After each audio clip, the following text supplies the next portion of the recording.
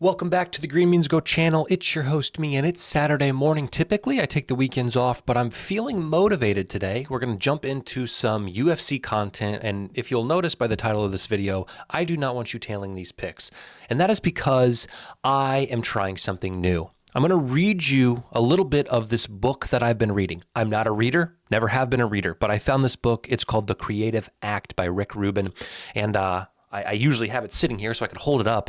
I'll pop an image on the screen for you so you can see the cover of it. It looks like a singular boob, if I'm being honest. But it is a fantastic book, and it's really helping me on this YouTube journey. And it's really talking about the heart of the creative. And sports betting is a weird place, especially creating content, because a lot of the minds in sports betting content are very analytical. They're very math-minded. And I think that part of my brain is wired that way, but I also have this bizarrely artistic creative side that doesn't align with the sports betting world because of how analytical and math focused it often is. So I struggle to make certain content. And for a while now, I've been wanting to make videos about UFC.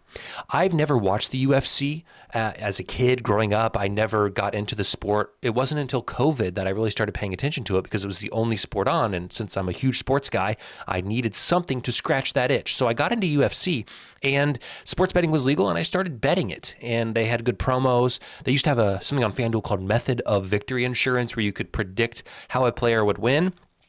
And as long as they won the fight, even if it wasn't by the method you picked, you got your money back. And I crushed this promo. I would get on a website that showed all the methods of victory for both fighters. I'd compare them, and I'd try to see if I could find something. Now, this is very basic. A lot of people who are true bottom-up bettors, true originators, are going to say, yeah, that's what everybody does, bud. You don't have an edge.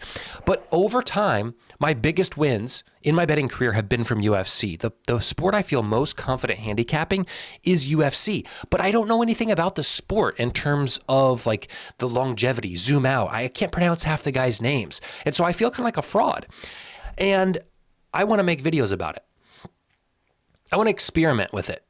So I've been struggling with how to approach that. And I read these 3 things the other night. I'm going to read them to you, and we're going to talk about this new series that I'm going to start, and we'll see where it goes. Okay, the first thing I'll read up here, okay, the heart of experiment is mystery. We cannot predict where a seed will lead or take root.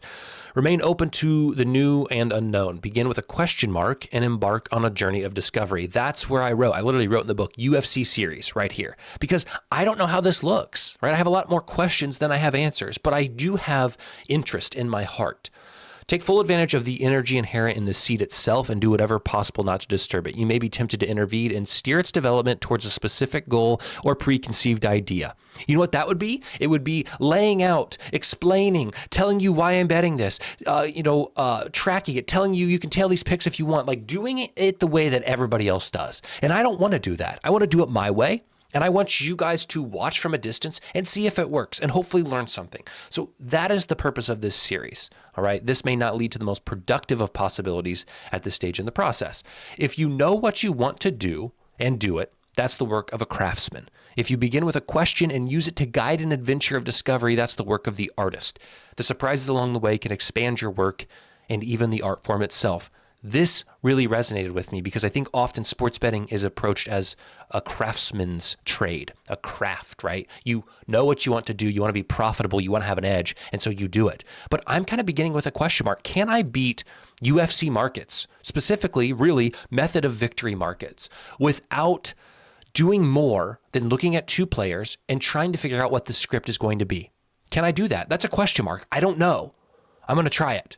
Okay. Third thing. To dismiss an idea because it doesn't work in your mind is to do a disservice to the art.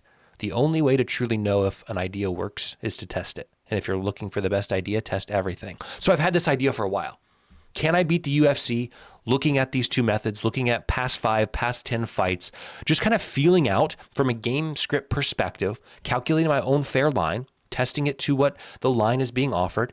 Can I do something with this? And can I learn something at worst along the way? So this series is going to be more about the art of sports betting, the art of handicapping, more than it is the actual analytical side. So I have to give this warning, do not tail these. I'm not sitting here in confidence saying we can win long-term this way. In fact, we have the card stacked against us. We are likely to lose. This is for me and my curiosity. So if you want to join on the journey, please do. But if you're like, this guy's full of fluff, this is a load of crock. Yeah, it is. And I'm not trying to make it anything else. I'm trying to do this for myself. So that is the purpose of this. UFC is once a week. I can come on here Friday, Saturday, put out this video, walk through how I went through things, how I looked at things. I'm going to give you my picks so you can look at them. And then I'm going to keep an update on units and update every week. So here's how I did it. And I'm not going to go through all these because I don't think there's value in going through all of these. I looked at 2 fighters and I said, here are their last, or their historically, here are their fights. Here are their last 10 fights. And I looked through and I said, okay, I like this guy whose name I can't pronounce. I've never seen him fight before. In fact, he's only had 2 UFC fights, or actually this will be his second UFC fight. The first one he got knocked out. But I think there could be value in his knockout at this price, sub at this price, and moneyline at this price. Well, when I looked, you can see that he's the underdog. I was way off on these. This was my worst one. And so am I actually going to bet this because it's so far off? Probably not. But I'm going to use it as a learning tool, right? Like, what made me feel so good about this guy based on this guy? Why was I so far off, right? Those are the kind of things I have to think through. Am I still going to sprinkle a little bit on 1,800 at sub? Maybe so. All right. Does he want to stand and box with this guy? I don't think so. If he's got some ground game, if he's got some grappling, I think a way that he can have advantage in this is to go after this guy in the grappling. Okay, so these are the things I think through. So I did this for every fight. I did things like rounds and distances. Okay, again, I'm not going to go through all of these, all right, but I went through every fight. I circled some things. Wow, this fighter has won 3 rear naked chokes in a row. I would take his sub if it was at plus 700. I can't remember what it was. For some reason, I did not put it down here, but you know, those are the kind of things that I'm looking for. Again, there were things that were closer to the actual line. I handicapped some almost exactly on the number. I found some that were realistically EV. Let's assume I'm completely sharp across the board. There were some that were plus 900 that FanDuel's offering plus 650. So that's a reasonable, situation here. You know, I have this guy priced money line at minus 150. He's minus 184. So maybe I take it, maybe I don't. All right. That's what I did. I went through this entire here's one sub. I said, I like this guy's sub at around plus 800. It is, you can't see it. I'm sorry. Let me slide this over for you. It's plus 750. So, I had some that were correct. I mean, there's one, it doesn't matter. The point is, that's how I approach this. Okay. And then I went through, let me fix this again. Might be able to slide it a little bit more. Okay. I went through and I listed the player, the fighter. I listed the prop. I had listed the line that I priced it at because that's what I did. I went through and I priced every single line to my fair value. And then I went through and wrote down the actual line. Some fighters did not have a line out. And then I left a spot for my edge and then what my unit recommendation would be based on the edge that I have in quarter Kelly. I didn't fill this out yet because that's the work of a craftsman. And maybe there will be time where we get to actually calculating our edge, but in order to calculate our edge and for that to have worth, we need to know if we are sharp or not, or at least relatively sharp. I have no idea right now. So, calculating my fair value of 150 and the line is actually 440, it's going to say we have a monster edge. And it's going to say that we need to bet a monster amount of our bankroll because our edge is so massive. Well, I'm actually going to hypothetically bet, and again, I may bet some of these, I may not. I'm going to bet 1/10 of a unit on this. Why? Because I like the play, but I am very far off. Vegas is smarter than me on these lines, but I still think maybe there's some interest, and for tracking purposes, here, right? I have a couple full unit plays.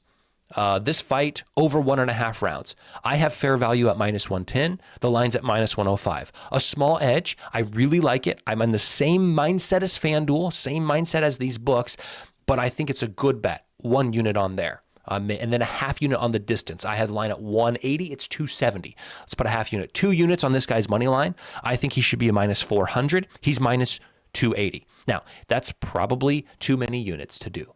If I actually calculated my edge, it might be around 2. Okay, I don't know. Another full unit play. This fight to go over 1.5. I had it fair at pick'em, minus 110. It's giving you plus 150. This one, money line for Aslan something. Okay, minus 150. It's 184. So I don't have an edge there, but I like the pick, and I feel good that FanDuel and the books agree with me. Okay, so 1 unit there. Walker money line. 145 is what I would price it at. I like him as a slight underdog. It's 186. So I'll put a full unit on that. So in total, if I were to bet all these, and I'm going to pick and choose, I'm going to only bet any promos that are offered. I have a 9.55 unit card. So if you're looking at a $200 bankroll, which is what I would feel comfortable kind of starting this at if I was actually going to be betting this, $200 to last me, the entirety of the series on a UFC card. It's like a little less than $20, $19 for tonight's card. If I went to go see a movie tonight with my wife, we're going to pay more than $20. So I'm not going to use this to get rich. I'm doing this to test a theory. I'm doing this for the art of the game. I'm doing this to give you guys a little entertainment, to prove to myself if I can actually do this, to see if I can find where I may be sharp and where I'm not. And, I think this is missing from the sports betting world. I think there are a lot of bright minds who have a lot of good things to say and are overall correct about matters, but it's intimidating to people who maybe want to try. Maybe you want to look and see what they can do. And they don't want to because they're scared to lose money, rightfully so. They think there's no way they can be right, maybe. But I think there's beauty, if we go up here to our book, okay? I think there's beauty in trying something, even if it doesn't work in our mind. So don't tail these plays, and we'll report back next week and give an update and have some more picks that you should not tail then.